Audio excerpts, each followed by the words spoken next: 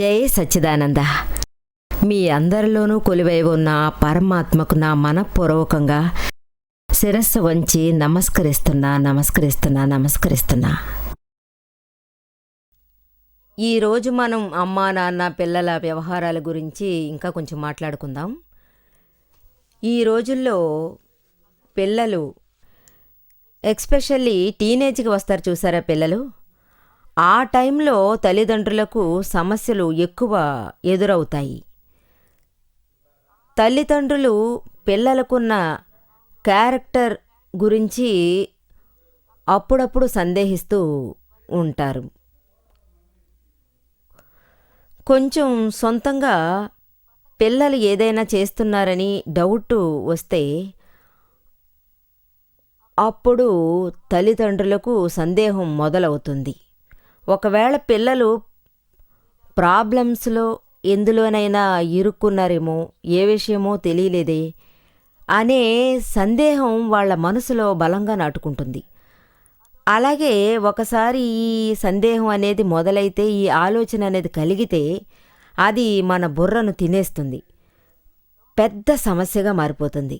అది మాత్రమే కాదు, పిల్లలను అనుమానించడం మొదలెడితే పిల్లలతో తమ అనుమానాలు క్లియర్ చేసుకోవడం చాలా మంచిది. పిల్లలు వెంటనే దాని గురించి బాధపడతారు. ఎందుకు ఇలా చేస్తున్నారు అనిపిస్తుంది. అంటే మెజారిటీ ఈవేల్టి టీనేజ్ కానివ్వండి, బయట జరిగేవి కానివ్వండి, వెస్ట్రన్ దేశాల నుంచి చూసి ఇది వ్యాధిలా అంతటా వ్యాపిస్తుంది. ఇక్కడున్న టీనేజ్ కుర్రాళ్ళంతా ఈ కారణం చేత ముందడుగు ఖచ్చితంగా పిల్లలు వేయలేకపోతున్నారు. అది కూడా టీవీ, రేడియోల ద్వారా పిక్చర్స్, మూవీస్ వగైరా చూస్తున్నారు. ఈ మీడియా ద్వారా పిల్లలు అంతగా ఆకర్షితులవుతున్నారు. పిల్లలకు టీనేజ్లో అంతగా అర్థం కాదు, ఇన్నోసెంట్. ఈ వయసులోనే చిన్న పిల్లల మనస్తత్వం పోతుంది, మెచ్యూరిటీ బాగా రావడం మొదలవుతుంది. అర్థం చేసుకోవడంలో పూర్తిగా నిమగ్నం కావడం లేదు. ఒక్కోసారి టీనేజ్లో అంటే 13 నుంచి 19 వరకు చాలా జాగ్రత్తగా ఉండాలి. మనం అంతా అర్థం చేసుకోగలమని వాళ్ళు భావిస్తారు. కానీ కొన్నిసార్లు ఇది అర్థం అయినట్టు ఉంటుంది, కానీ అర్థం కాదు. ఇంకో రకంగా చూస్తే సెక్స్ హార్మోన్స్ డెవలప్ అవుతాయి. అలాగే సర్కమ్స్టాన్సెస్ విషయంలో టీనేజ్లోనే ఇది మొదలవుతుంది. ఫ్రెండ్స్ సర్కిల్లోనూ, స్కూల్లోనూ దీని గురించి బాగా ప్రచారం జరుగుతుంది. ఒకరినొకరు వాళ్ళు చూసుకుంటారు. తను మంచి గర్ల్ ఫ్రెండ్ అనుకుంటారు, నేను ఇలాగే ఉండాలని కోరుకుంటారు. ఏ ఒక్కరైనా బాయ్ ఫ్రెండ్ కానీ గర్ల్ ఫ్రెండ్ కానీ ఉంటే ఫ్రెండ్స్ సర్కిల్లోనే ఒకరినొకరు ఏడిపిస్తూ ఉంటారు. ఏం లేకపోయినా వాళ్ళల్లో వాళ్ళు ఏదో ఒకటి సృష్టిస్తారు. ఈ రోజుల్లో ఇలాగే వ్యాపిస్తుంది. మా యూత్ క్యాంపులో బాయ్స్ అండ్ గర్ల్స్ ఎక్కువ మంది ఉన్నారు. వాళ్ళందరూ ప్రాబ్లమ్స్ గురించి చర్చిస్తూ ఉంటారు. ఈ ప్రశ్నలు ఎప్పుడూ వినిపిస్తూ ఉంటాయి. తల్లిదండ్రులు తమ పిల్లలకు పెళ్ళిళ్ళు అయ్యేదాకా మంచి మర్యాదలు నేర్పిస్తూ ఉంటారు. అందువల్ల ఎటువంటి గొడవల్లోనూ ఇరుక్కోవలసిన అవసరం లేదు.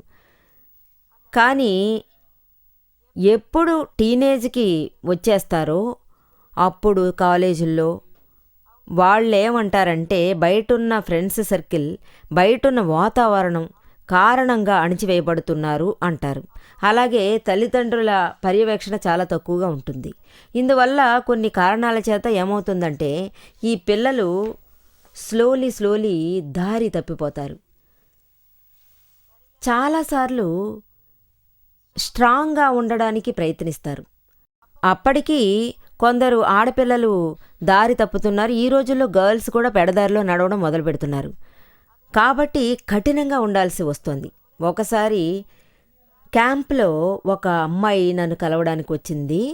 వాళ్ళందరి ముందే తను చెప్పడం మొదలుపెట్టింది. అంటే నా జీవితంలో మా రోజుల్లో ఎటువంటి చెడ్డ అలవాటుకి బానిస కాకూడదు అనే దృఢ నిశ్చయంతో ఉన్నాను అని అన్ని విషయాలు తను చెప్పసాగింది. నేను పవిత్రమైన జీవితమే కోరుకుంటున్నాను అంది. చాలా స్మార్ట్గా ఉండేది. చాలామంది పిల్లలు తనని ఫాలో చేశారు. ఇంకా చెప్పాలంటే ఒక కుర్రాడు తన వెనకాలే వెళ్ళేవాడు. బస్సులో వస్తుంటే లెటర్లు ఇవ్వడం, తర్వాత ఫోన్లు చేయమనడం, ఆఫర్ చేయడం, తన క్లోజ్ ఫ్రెండ్స్తో వాడు గురించి గొప్పగా చెప్పించడం. ఈ అమ్మాయి చాలా స్ట్రాంగ్గా కుదరదని చెప్పేసింది. అయినా సరే వాడు తన వెనకాలే ఫాలో అయ్యేవాడు. ఆ తర్వాత తనను పట్టించుకోలేదు. ఎక్కడికి వెళ్తే తను అక్కడికి వెళ్ళడం, అలాగే తను నడిచే దారిలో మధ్యలో అడ్డంగా పడుకునేవాడు, ఫిలిం స్టైల్లో హీరోలాగా. ఈ రోజుల్లో గర్ల్స్ ఏం చేస్తున్నారు? క్లోజ్గా అంటే గర్ల్స్ని అట్రాక్ట్ చేయడం కోసం బ్లేడ్తో చేతులు కోసుకుంటున్నారు, తర్వాత గాయాలు ఏర్పరచుకుంటున్నారు, తర్వాత రక్తం కారడంతో ఈ అమ్మాయి అది చూసి భయపడిపోతుంది. కానీ వాడు తన కోసమే బతుకుతున్నట్టు ఫీల్ అవుతుంది. నా మీద ఇంత ప్రేమ పెంచుకున్నాడా అని మోసపోతుంది. ఎవరి కోసమో ప్రాణాలు ఇవ్వడానికి సిద్ధపడరు. ఇదంతా వట్టి స్టైల్ మాత్రమే. ఫిలిమ్స్ చూసి ఇదంతా నేర్చుకుంటున్నారు. ఈ గర్ల్స్ని ఇరికిస్తున్నారు. ఈ రోజుల్లో అమ్మాయిలు మీకు మేము ఎందులోనూ తీసుకట్టు కాదని ముందుకెళ్తున్నారు. ఇంకా చెప్పాలంటే ఈ కాలపు పిల్లలు ఏమంటున్నారంటే, నిర్మా, ఈ తరం అమ్మాయిలు మా వెంట పడుతున్నారు అని నాతో మొరపెట్టుకుంటున్నారు. ఫారిన్లో చూశారంటే అమ్మాయిలే ఓవర్ అయిపోతున్నారు. అబ్బాయిలు కొంచెం వెనక పడ్డారని మనం చెప్పుకోవచ్చు, వాళ్ళు తప్పించుకుంటున్నారు.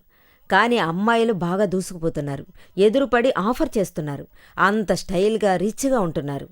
అమ్మాయిలు ఏమంటారంటే, మేము ఇలాగే ప్రేమిస్తాం, మన దృష్టి ఏ కారణంగానూ మారకూడదు, అదేవిధంగా మనం ఏ అట్రాక్షన్కి బలైపోకూడదు. గర్ల్స్ ఈ రోజుల్లో ఎలా డ్రెస్ చేసుకుంటున్నారు? షార్ట్స్ వేసుకుంటున్నారు టైట్గా కనిపించేలా. అందువల్ల మేము మనసుని ఎంతగా కంట్రోల్ చేసుకున్నా అది జారిపోతుంది. ఇలా చేయాల్సిన అవసరం ఏంటి? ఆ తర్వాత ఆ కుర్రాడు వెంటపడ్డాడు, ఈ కుర్రాడు వెంటపడ్డాడు అని మొత్తుకుంటారు. మీరు కాస్త పద్ధతిగా ఉండొచ్చు కదా. మన భారతదేశ సంస్కృతి ఏంటి? శారీస్ కానీ చుడీదార్ కానీ వేసుకోవచ్చు, ఎన్నో రకాల డ్రెస్సులు ఉన్నాయి కదా. బాయ్స్ సంపూర్ణంగా అట్రాక్ట్ చేయలేదుగా. కాబట్టి అమ్మాయిలు ఇది దృష్టిలో పెట్టుకుని నడుచుకోవడం చాలా మంచిది. అమ్మాయిలు స్టైల్గా డ్రెస్ చేసుకుని తిరగాల్సిన అవసరం లేదు. వాళ్ళు చదువుకుంటారా, స్టైల్ చేసుకుంటారా? వీళ్ళు స్టైల్గా లాగడం, అదుగో అలా లాగుదాం, ఇలా లాగుదాం అనుకోవడం ఏంటి? మీరు ఇలాంటివన్నీ చేయడం వల్ల ఎవరు ఎక్కువగా చూసేది? ఇంటికెళ్ళి మొహం కడగాల్సిందే కదా. మీలాగే వాళ్ళు చాలామందిని చూడాలి కదా. ఒక కుర్రాడు ఎంతమంది అమ్మాయిల మనసు పాడు చేస్తున్నాడు, ఇదే విధంగా ఆడపిల్లలు ఎంతమంది కుర్రాళ్లను పాడు చేస్తున్నారు. ఇందులో అలా ఏముంది? ప్రేమ దోమ ఏమైనా ఉన్నాయా? ఏమీ లేదు. నిజమైన ప్రేమ ఏమీ లేదు. జస్ట్ ఒక షో చేయడమే.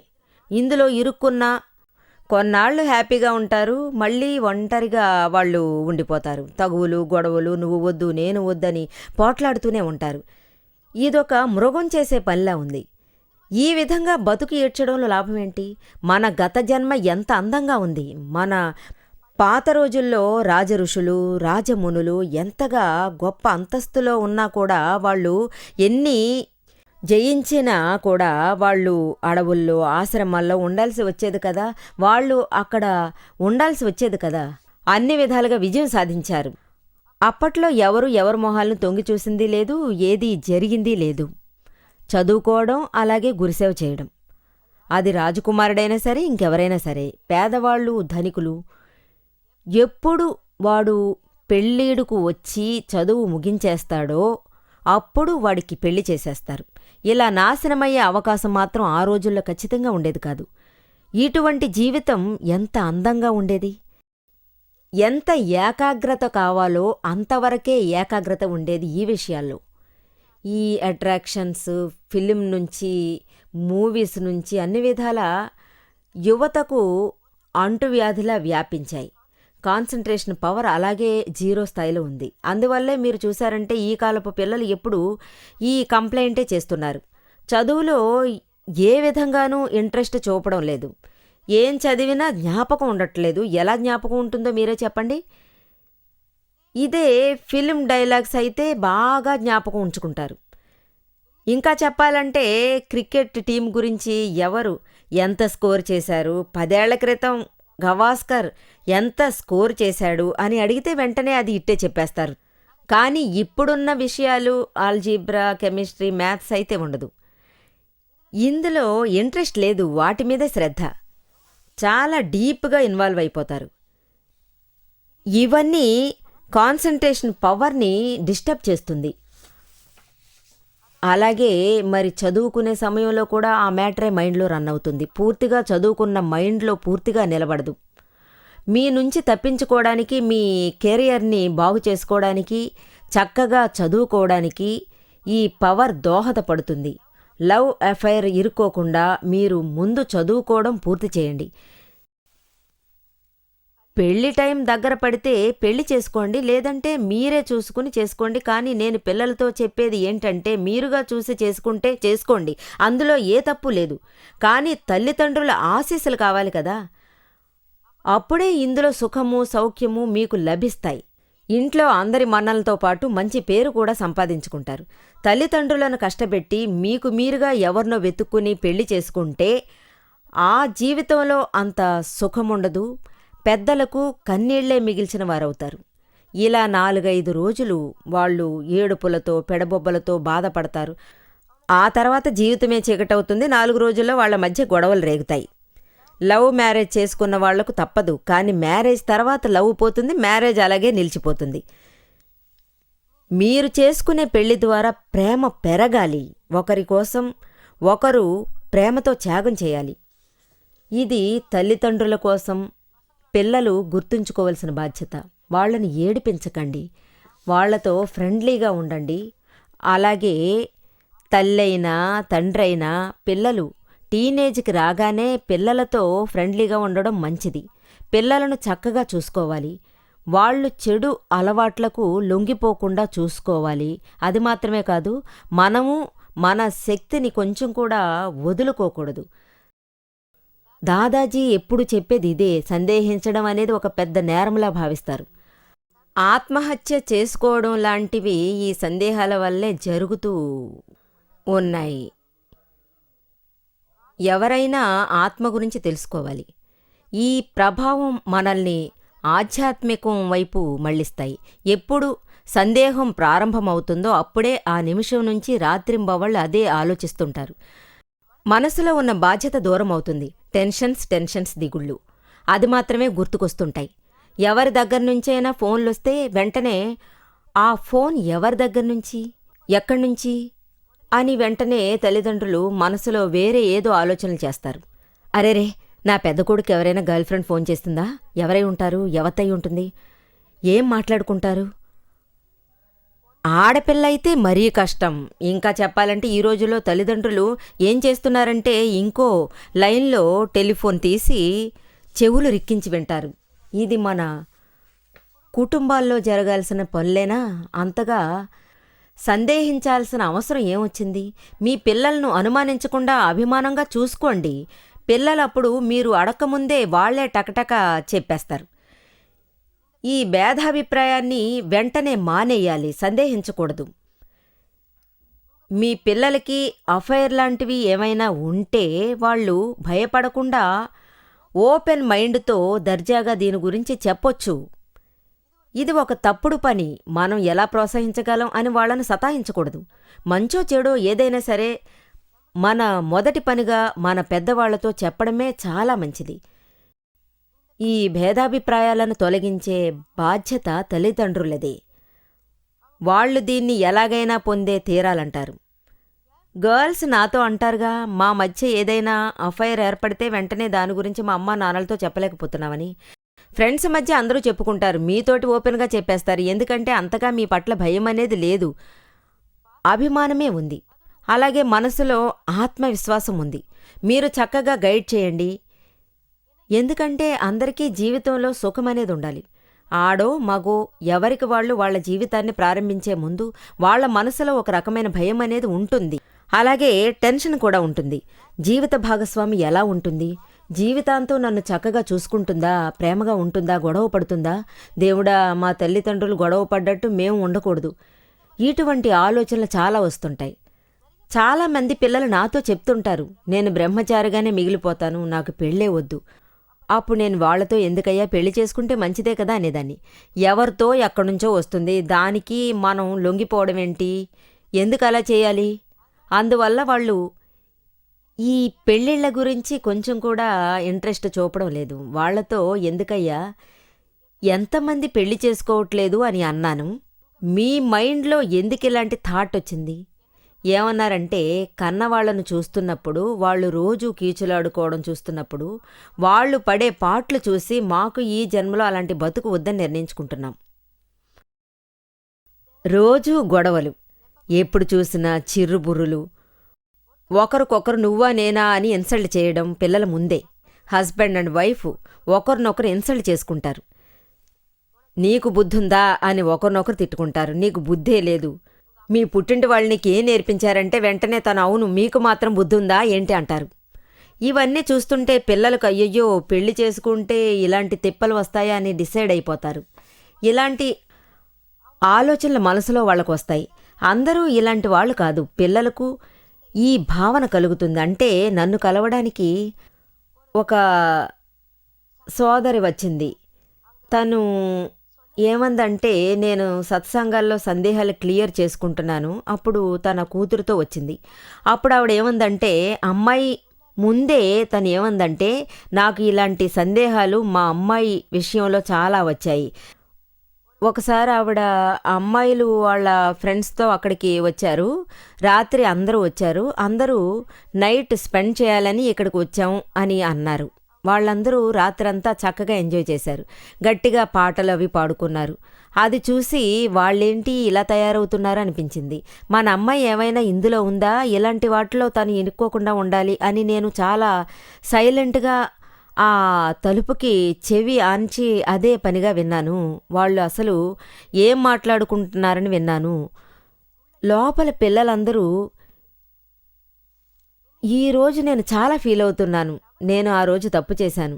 ఎందుకంటే చెవి పెట్టి విన్నాను. ఏదైనా చెవిలో పడిందా అని అడిగాను.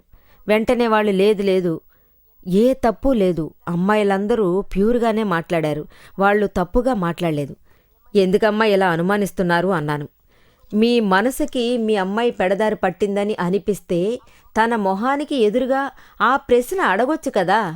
ప్రేమగా అడగండి. ప్రేమగాను చనువుగాను అడిగితే అన్ని నిజాలు ఉన్నవని చెప్పేస్తుంది. ఇలా ఇలా జరిగిందని చెబుతుంది. బావుంటే చెప్పాల్సిన అవసరం లేదు, కానీ చదువుకోవాలి. ఆ తర్వాత తను కోరుకున్నవాడిని పెళ్లి చేసుకోవాలి. దానికోసం చదువు ఆపాల్సిన అవసరం లేదని చెప్పండి. దీని ఫలితం చాలా చక్కగానే ఉంటుంది.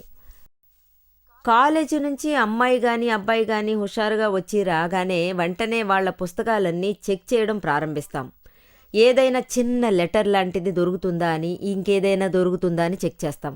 ఏదైనా లవ్ లెటర్ ఉందా అని చూస్తాం. మీకే ఇది బాగుందా చెప్పండి చూద్దాం. ఇది చాలా చెడ్డ అలవాటు కదా, చాలా చెడ్డ అలవాటు. ఇది మాత్రం అలవాటు చేసుకోకూడదు. ఈరోజు నాకు అమెరికా నుంచి ఒక సోదరి ఫోన్ చేసింది. నా కూతురు టీనేజ్ గర్ల్, నా కూతురు కాలేజీకి వెళ్తోంది. తను పర్సులో ఈవేళ చాలా ఫోటోలు చూశాను. నాకు చాలా బాధ కలిగింది. అప్పుడు నేను అన్నాను, వీటన్నిటికీ సిద్ధంగా ఉండాలి. అంటే టీనేజ్కి రాగానే, అది కూడా అమెరికాలో మీరు ఒక ఇండియన్, ఎంతగా మీరు సంస్కృతి అలవాటు చేసినా బయటున్న అట్మాస్ఫియర్ చాలా ప్రమాదకరమైంది కదా. పిల్లలు ప్యూర్గా ఉండాలనుకోవడం చాలా కష్టం. ఇది మనసులో ఉంచుకోండి. కానీ బయటికి నీ కూతుర్ని ఎంత తిడతావో తిట్టేయి, తప్పులేదు. అందరి జీవితాలతో ఆడుకోవద్దు. ఇలా సలహాలు ఇవ్వడం చాలా అవసరం.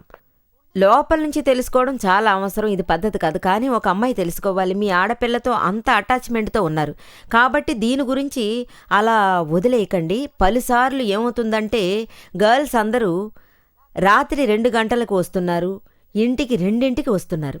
వాళ్లను ఎవడో బాయ్ ఫ్రెండ్ ఒకడు ఇంటి ముందు డ్రాప్ చేసి వెళ్తూ ఉంటాడు. దీన్ని చూసి అమ్మా నాన్న ఏమంటారంటే, నువ్వు చేసేది తప్పు, ఇలాంటివన్నీ చేయకూడదు అంటారు. దీనివల్ల ఏమవుతుందంటే రాత్రి 2ంటికి ఆ అమ్మాయి ఎక్కడికెళ్తుంది? మళ్ళీ అక్కడికే. తనేం బదులిస్తుందంటే ఎవరికి తెలుసు? తను 2ంటికి వస్తే తననేం అనకుండా భోంచేసి వెళ్ళి పడుకోమని మీరు చెప్పి వదిలేయండి. వాళ్ళని ఏమనాలో అది పొద్దున లేవగానే అడగండి, ముందు తెలియజేయండి. ఆ తర్వాత ఈ సామధాన భేద దండోపాయాలు ప్రయోగించండి. వాళ్లతో స్లోలీ స్టెప్ బై స్టెప్గా మాట్లాడండి. లండన్లో ఒక తల్లిదండ్రుల గురించి చెప్తాను. వాళ్ళ నుంచి నాకు ఫోన్ వచ్చింది. నా 2 అమ్మాయిలు ఇల్లు వదిలి పారిపోయారు. వేరే జాతి కుర్రాడితో వాళ్ళు పారిపోయారు. వాళ్ళు గుజరాతీ. కొంచెం కూడా ఆలోచించకుండా గెట్అవుట్, తిరిగి రాకుండా తిట్టి గెంచేశారు. అప్పుడే ఆయన అలా చేయొద్దు, వాళ్ళు 18 ఏళ్లు దాటేస్తే వాళ్ళని ఏమీ అనకండి, ప్రేమగా అభిమానంగా వాళ్లను ఇంట్లో కూర్చోబెట్టి చక్కగా మాట్లాడి ఇటువైపు అటువైపు ఏ సమస్య లేకుండా పెళ్లి చేస్తానని మీరు చెప్పండి. నిజంగా మీకు పెళ్లి చేస్తానని చెప్పండి. మీరు చేయాల్సిందంతా తర్వాత చేయొచ్చు. ఇంటి నుంచి గెంటేయాలని మాత్రం అనుకోకండి. వెంటనే వాళ్లను చదువుకో అని చెప్పక నేను అలా చేయలేను అని అరవడం మొదలుపెట్టారు. అప్పుడు నేను ఆయనతో కోప్పడాల్సిన అవసరమే లేదు. ఇలాంటప్పుడు బాగా ఆలోచించి కూర్చుని వాళ్లను దగ్గరకు తీసుకుని మాట్లాడి చూడండి. పిల్లలతో పెళ్లి చేసుకుంటావా అని అడగండి, లేదా ఇంకేం చేస్తావో చెప్పమని మీరు అడగండి. వాళ్లకు చక్కగా వివరించి పరిస్థితి విషమించకుండా చూసుకోండి. వాళ్లను ప్రేమగా తిరిగి రమ్మనండి, కూర్చుని మాట్లాడండి. వాళ్ళు ఏదైనా చదువుకోవాలనుకుంటే చదివించండి. ఇలా చేస్తే వాళ్ల లవ్వులో నిజాయితీ ఉంటే అది నిలిచిపోతుంది. నిజాయితీ లేని లవ్ అయితే అది వెంటనే కూలిపోతుంది. ఆ అమ్మాయికి తను చేసింది తప్పని తెలిసిపోతుంది. టైం పాస్ చేయండి. ఇక్కడ ఏంటంటే ఇద్దరిలో ఒకరికొకరికి ఫ్రెండ్షిప్ బ్రేక్ అయ్యింది. వాడేమో తనను వదిలి వెళ్ళిపోయాడు. కానీ ఇంకో కూతురి ఆఫర్ చాలా బావుంది. కుర్రాడు మంచి బుద్ధిమంతుడు. ఇద్దరికీ పెళ్లి కూడా జరిగిపోయింది. ఆ తర్వాత తల్లిదండ్రులే వాళ్ళని పిలిచి పచ్చగా ఉండండని దీవించారు. మంచి కుర్రాడు దొరకడం అదృష్టమే కదా.